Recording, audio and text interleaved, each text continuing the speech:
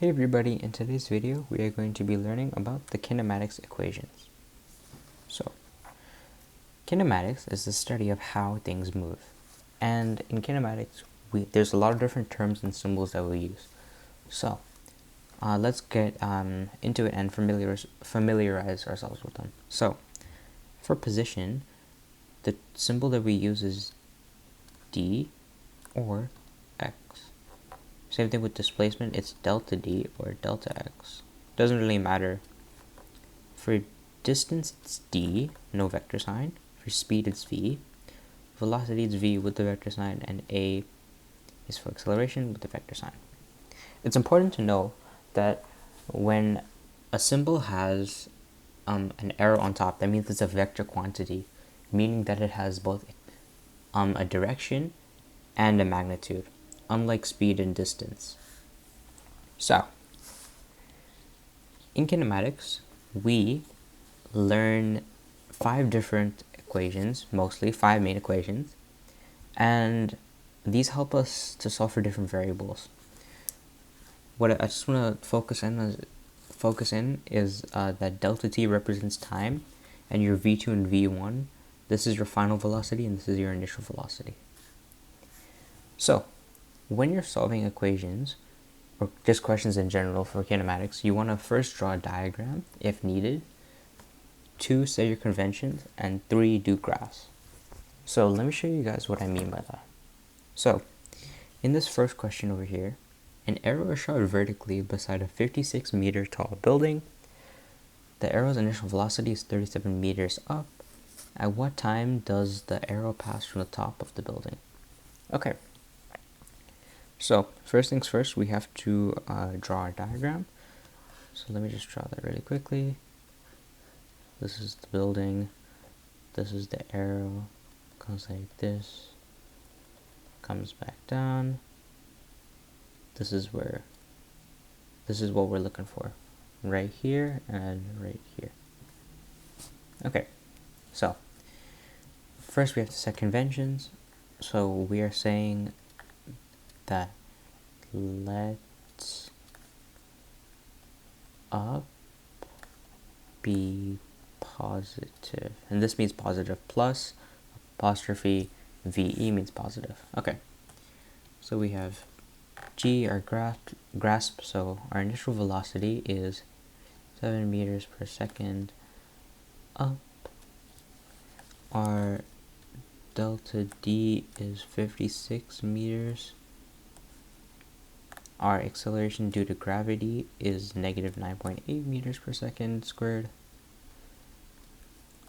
Perfect. And let me just put the vector signs. Okay. So now we have to, what are we looking for? So we are looking for the time. So our time is what we're looking for. And for analysis, which of the equations do we have to use? We are going to use the third one because it has the most variables that we have over here, and we can solve for that. So it's delta D is equal to V1 delta T plus 1 over 2 A squared. Can't forget the vector signs. Very important never to forget the vector signs.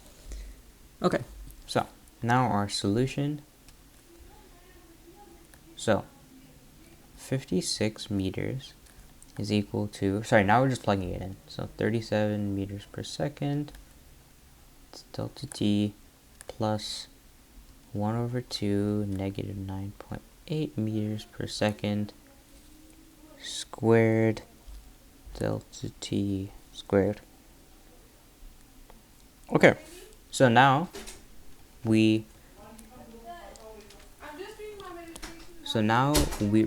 we're going to do is just continue to multiply until we can get actual terms.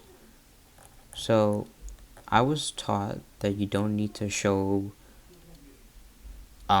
units, so that's what I'm going to do. But if you need to show units, then you can just show it. But I'm just going to multiply 37 delta T plus, the negative sign, minus 4.9 to T squared. Now if you'll notice, if we put this all to one side,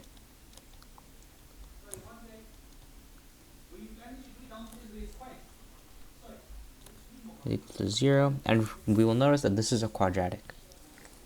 Okay, so now using the quadratic formula, or factoring, but I prefer the quadratic formula because I don't want to factor that, we can figure out what t is. So negative, 37, because it's negative b, plus minus 37 squared minus 4.9, 56 over 2, 4.9. Okay, so we should get two answers. So first one is delta t is 5.5 seconds, or delta t is equal to 2.1 seconds. And the reason that there's two solutions is because that it passes the top twice, here and here. So over here, this would be our 2.9. Sorry, not 2.9, 2.1. And this over here would be our 5.5 because it's after this one. So, with our final S being the statement, the arrow passes the top at 5.5. Actually, let's do it in the correct order. In 2.1 and 5.5 seconds. And just like that, it's solved. Okay, let's do our second and final example. A ball rolls down a hill with constant acceleration of 2.0 meters per second squared. If the ball starts from rest, A, what is its velocity after 4 seconds? And B, how far did the ball move in that time? So first, let's draw our diagram. So, whoops. So let's just say that this is our hill, the ball is going down the hill, and acceleration is going that way as well. And let's set our conventions as well. So we have here and here. So we're saying let downhill be positive. So let's start with grasp. So we know that it's a constant acceleration. So we know our acceleration is 2.0 meters per second, and it's positive because it's going down the hill, right? We also know our v1 is 0 meters per second because it starts from rest. And we know our time is 4 seconds because it gives us that in the question. So we are looking for v2. And v2 is what? And we are also looking for, in the second question, our delta d. So, for A, what formula shall we use?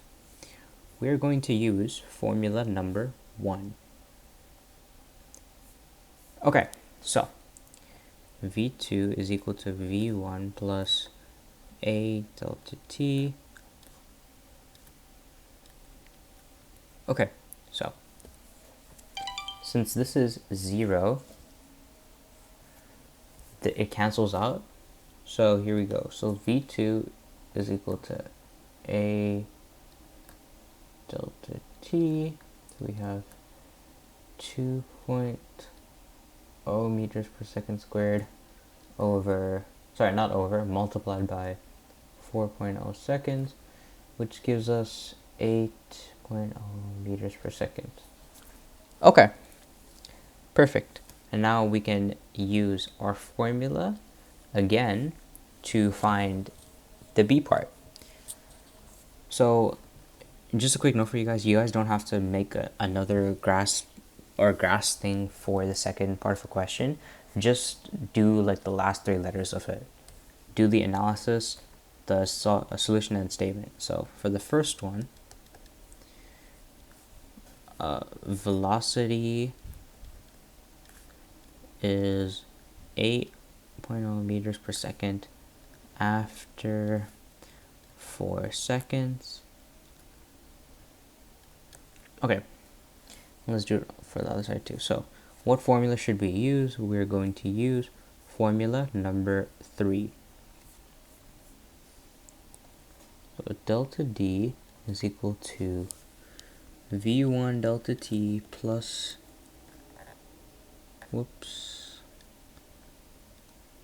V1 delta T plus 1 over 2 A delta T squared. We know this whole thing is 0 because over here that's 0, so anything multiplied by 0 is 0. So we know that it's 1 over 2 2 meters per second squared, and then times the time squared, so 1 second squared. So here we have, that's 16, that's 1, so we have 16 meters. This is our solution. And here, the ball, that's bad. Sorry about that. That's even worse. Moved 16 meters, and this is an important part, down the hill, because remember, displacement is a vector. So the ball goes 16 meters, but 16 meters where it could go up the hill, but it went down the hill, because that's what we set our positive, that's what we set our convention to. If the answer was negative, then it would be going up the hill, which I guess physically doesn't make sense, but in terms of like how you solve questions, that's how it works.